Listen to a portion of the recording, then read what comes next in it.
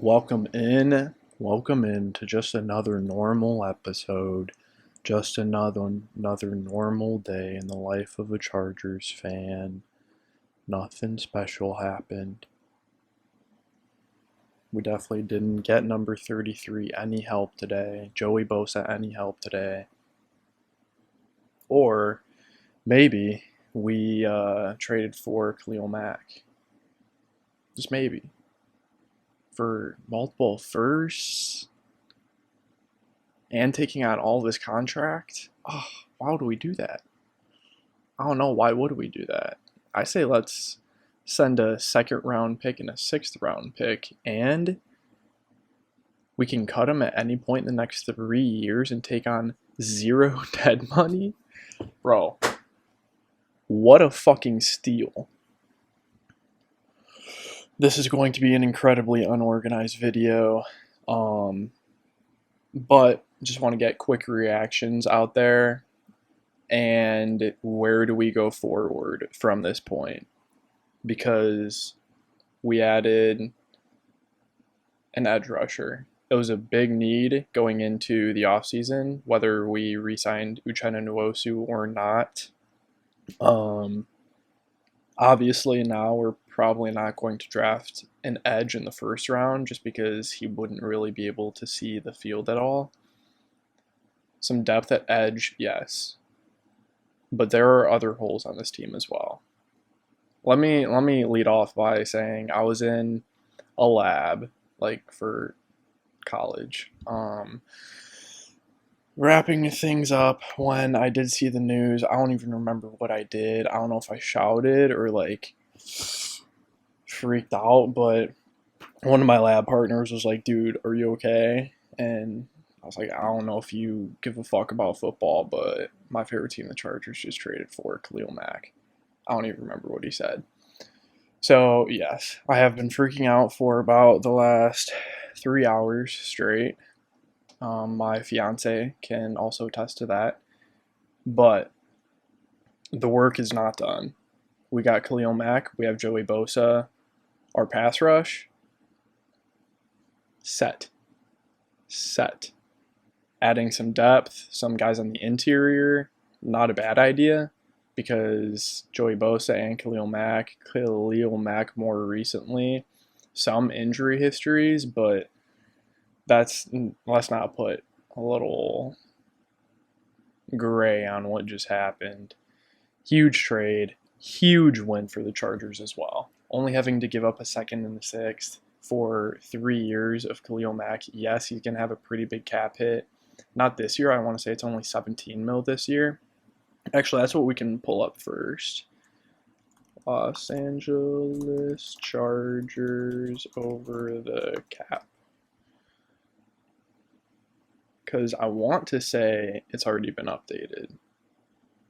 I could be wrong.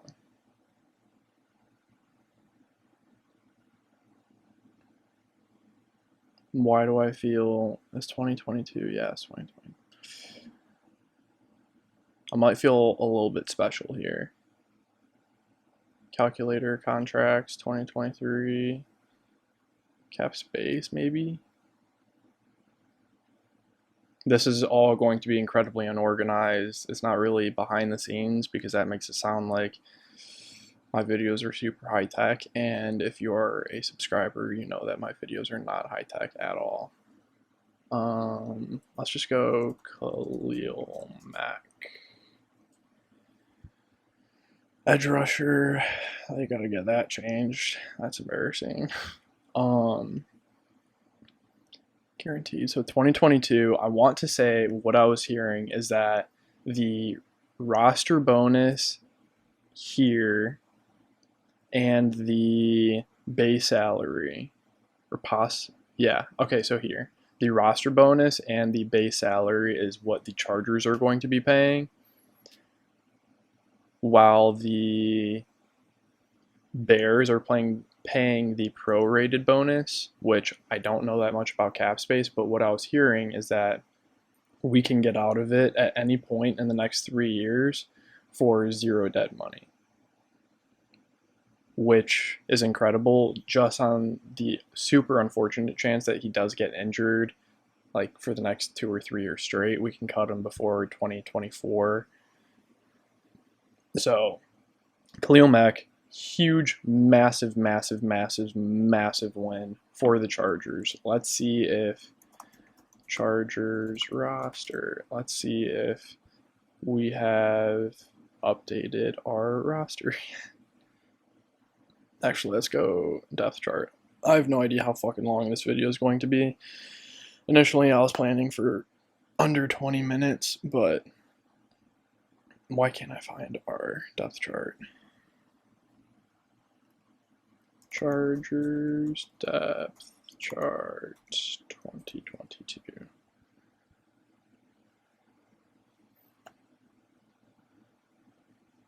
Okay, so this lays it out pretty good. Right now, moving forward, Chargers fans, free agency starts in less than a week. We need to cut Brian Bulaga. Need to. Free up $11 million in cap space. We don't need to restructure other contracts, but I want to, because let's just glance real quick again at over the cap. Chargers. Or actually, shit, it might have been. I'm gonna cost too much. That's unfortunate. So yeah, I want to say that this is definitely not taking into account the fact that we just got Khalil Mack. So I'm going to do a cut pre-6-1, submit. We have 53 mil in cap space. Rookie contracts, some guy calculated it out. I want to say it was about 8 mil. Khalil Mack's going to take up 17. So we're left with 36. Quick maths right there, I think. 36 mil in cap space, that gives us about 28 to work with. 28 is, I think, very, very, very suitable to. I really hope that we don't get priced out of Kaiser White. I want Kaiser White back just to add some more continuity. He's been in Brandon Staley's defense for a year. Not that many other linebackers have. Drew Tranquill is back. We need, Chargers fans, number one priority as of this second, if it was one player, I would say Morgan Moses. Let's look at the top 200 free agents. That's crazy. Broncos are probably going to have to trade for Leal Collins. Free agent rankings. Actually, let's just go by position. Tackles. We don't want Teron Armstead. Orlando Brown is signed. Dwayne Brown, I want to say he's 36 and a half too. I would be okay with him. But I want to say PFF's projected contract was a little bit more than Morgan Moses. Morgan Moses, the projected contract that I saw was $8 million a year. Him, really, or Eric Fisher, Trent Brown, Riley Reef. That's about it. In terms of who I feel comfortable with. Not many of these other guys. Riley Reef would not be great, but he would be better than nothing. Trent Brown, not really. Eric Fisher. Morgan Moses is the guy that we all need to have our eyes set on. 3-year deal, $8 million per. Morgan Moses adds an average to possibly slightly above average right tackle for the remaining years of Justin Herbert's rookie contract. Right tackle is a huge position of need.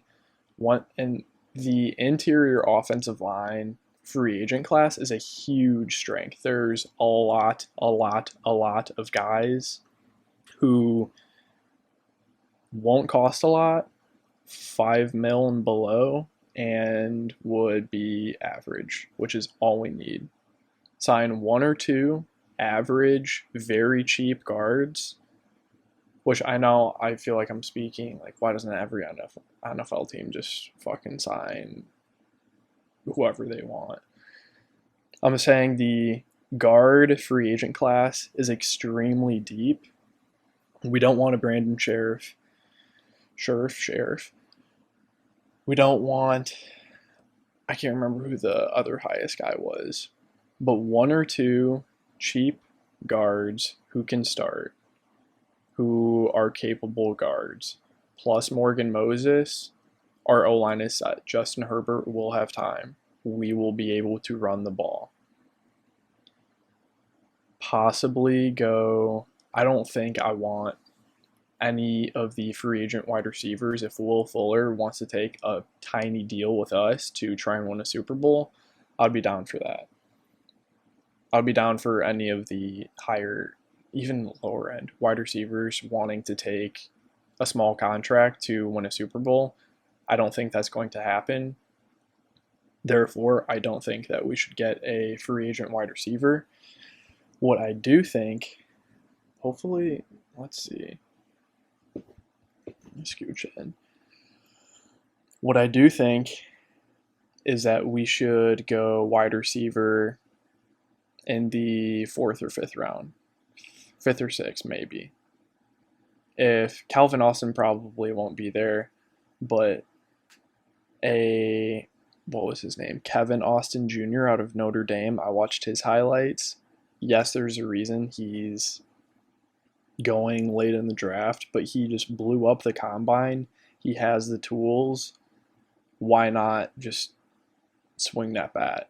Just take a shot. What if he next year becomes a solid deep threat for this team? Outside of Morgan Moses, one or two free agent guards, and possibly drafting a wide receiver, we can just address the defense with the remainder of the, well, what did I say, 36 million? So that's 28 with Morgan Moses.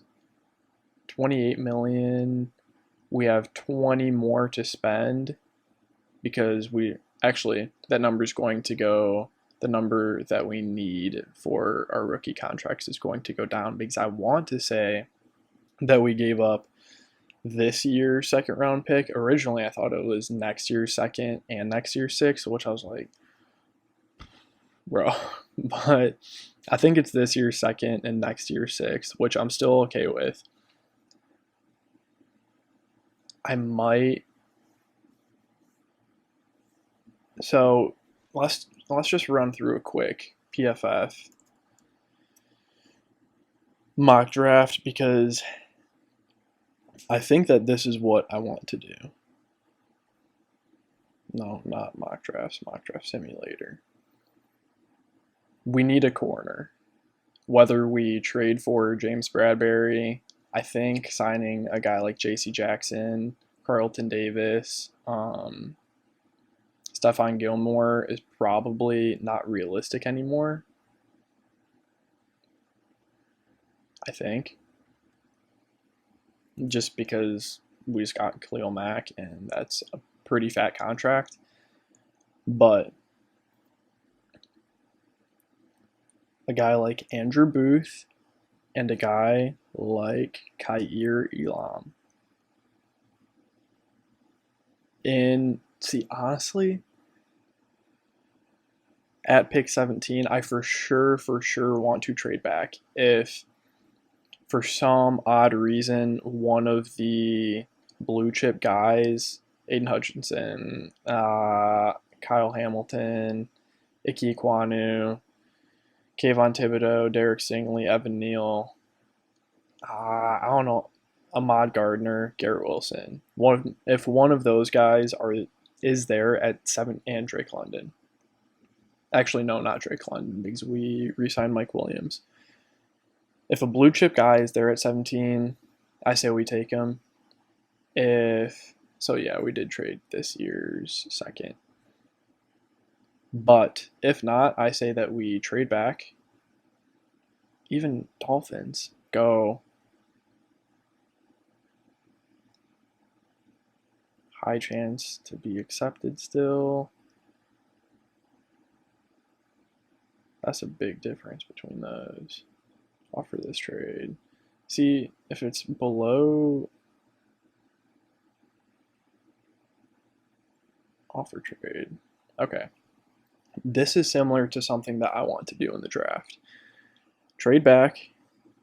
I think, we can trade back 12 picks. Pick up a second round pick, maybe move up a little bit more we still have 10 other draft picks.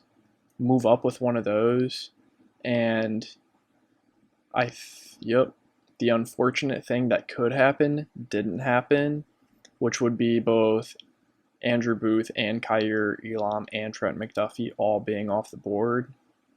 If Kaiir Elam's on the board here at 29, imagine our defense. I think that we can sign a guy like Sebastian Joseph Day, BJ Hill, Harrison Phillips, depth at the D tackle position, possibly re-sign Justin Jones. That's all we need. Guys who are average to good against the run, possibly have some upside against the pass. That's all we need. If we trade back and we address corner in free agency thoroughly, then maybe we could afford to take a guy like Jordan Davis, Devontae Wyatt. Possibly trade back maybe all the way into the second round. I'm not sure. But if we do a trade like this with our second round pick, we could take a guy like Travis Jones maybe. But right here, I'm thinking Kaiir Elam. I was thinking about this today. Michael Davis in the slot. Big slot receiver, yes. But we already used him there a little bit last year. I'm trying to remember for which game. I want to say against the Raiders to guard Darren Waller. It was to guard a tight end. I like Asante's a little bit better than Michael Davis, I think, as a corner. We could move Asante inside. I wouldn't hate that. But Michael Davis in the slot, yes, he's 6'2". He's a big guy. But I think he's capable of playing in that space, adjusting to that role. And even if he's not capable of adjusting to that role, if it doesn't work out after a couple of weeks, or if we can just tell in training camp, then we just keep him on the outside, Kaiir Elam on the outside, and put Asante on the inside.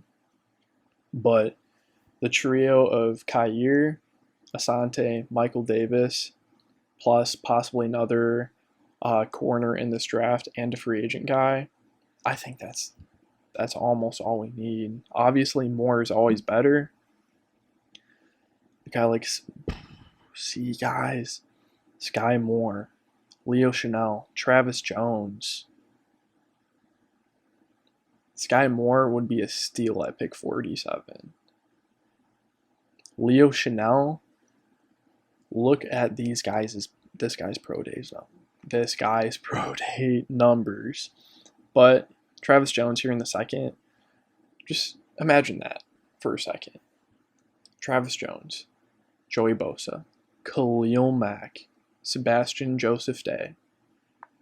Dude, who's passing the ball on us in under 1.5 seconds? And who's running the ball on us? Nobody. Third round, Channing Tindall, I like. Troy Anderson, I like more. We're going Troy Anderson. So much upside. Chargers fans, Chargers fans. I just want to get my immediate thoughts out there. I'm going to be probably putting some more in-depth stuff out there, but I'm saying we trade back if none of the blue chip guys are there. We trade back to take Andrew Booth or Kaiir Elam. If it's late first, I wouldn't hate the idea of a guy like Jalen Petrie to man the slot for the foreseeable future. If we address corner thoroughly in free agency, then I could see us going with a guy like Jordan Davis, Devontae Wyatt. But here, we could go Travis Jones in the second, Troy Anderson in the third. But that being said, Chargers fans, number one priority, Morgan Moses would be a huge signing for us. Huge. As well as just giving us peace of mind a little bit. Because right now, we're rolling into next year with our right tackle as Trey Pipkins and our right guard as Schofield's gone, Ibushi's gone, as Brendan Hymas. I don't like that. We need to change that. We can't forget about Justin Herbert. I don't think anybody really has, but we need to keep him protected, give him time in the pocket, keep this a top 5 offense, Like, not people. Most teams won't score that much on us next year probably, but the Chiefs, the Broncos, the Bills, like teams like that, we might have to, it will come down to later in the game when our pass rush can take over. But in order to stay in the game for that long, we're going to need to put up points with them. Keep this a top 5 offense. That's how we win a championship. Khalil Mack, we're one step closer. Address the O-line. We still have some money to spend. Cut Brian Bulaga. Restructure some deals. A guy like DJ Reed, Travarius Ward. One of the slot guys in free agency. We need to address the secondary. We need to sign 1 or 2 D tackles and then just some literal minimum rotational guys who can just provide some okay run defense. Draft for talent. Because that's what I want. This is a strong edge class. But we're not going edge round 1. We're probably not going edge round 2 anymore. That's okay. Chargers fans, like, subscribe, comment. Leave where you were, what your reaction was when you saw the either tweet or ESPN alert or however you found out.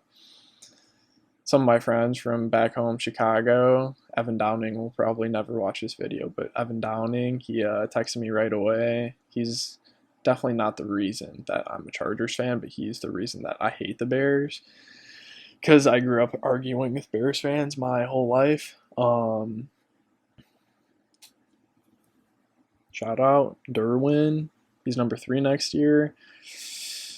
It's a good day to be a Chargers fan. I'm going to have a full first round NFL mock draft coming out. My first Sports with Schu full NFL mock draft. Probably tomorrow. I might record it right now.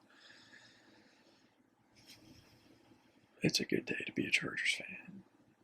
I'll see you guys in the next video.